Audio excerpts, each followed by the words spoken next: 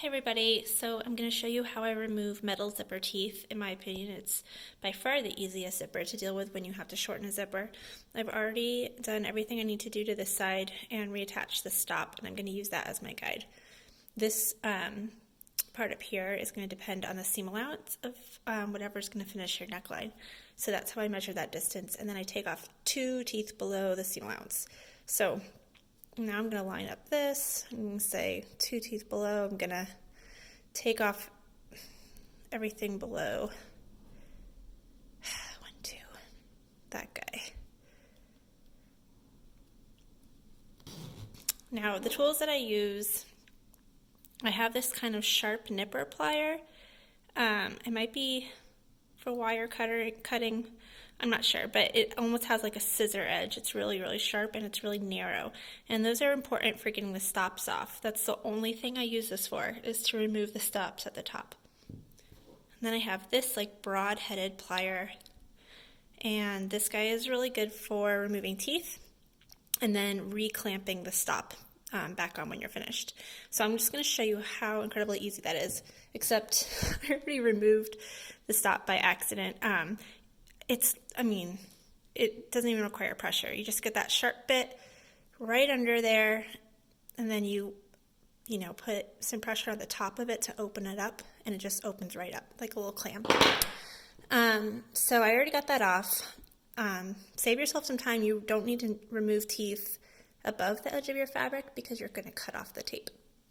So let me show you how easy it is to remove a zipper tooth. So I just grab one at a time, kind of at an angle because you can't really get in there with the broad head of these pliers. The first one's the hardest because you don't have a lot of space to work. But you can see, this is really the easiest thing ever, you guys.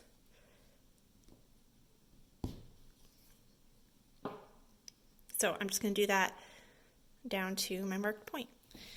Okay, so I've removed all my teeth, and now I'm going to clamp the stop back on. So there's my stop.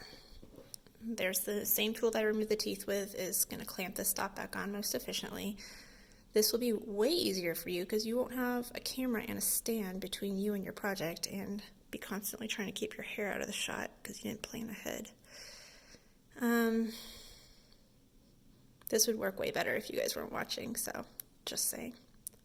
So you get that guy on, and you want to just kind of, before you clamp it, you want to make sure that it's going to roughly line up with the other one. I can move it up a hair. But at the end of the day, your zipper is going to stop on whichever one comes first, and it doesn't really matter if they're perfectly aligned. Okay, so once it's there, get it nice and tight, and then you just clamp it as hard as you can. There it is. Gently zip it up. Don't try to force it too hard, but you can see that guy is not going anywhere. That was gross. Sorry. Sniffed on camera. And then you just cut that off.